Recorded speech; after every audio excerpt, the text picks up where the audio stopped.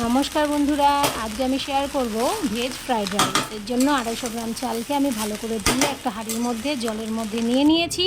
তারপরে দিয়ে দিয়েছি গোটা গরম মশলা, 1 চামচ লবণ আর 1 চামচ সাদা তেল দিয়ে ভাতটাকে ভালো করে ঝরিয়ে নিয়েছি। ফ্যান ঝরিয়ে নিয়ে একটা ঝুড়ির মধ্যে রেখে দিয়েছি।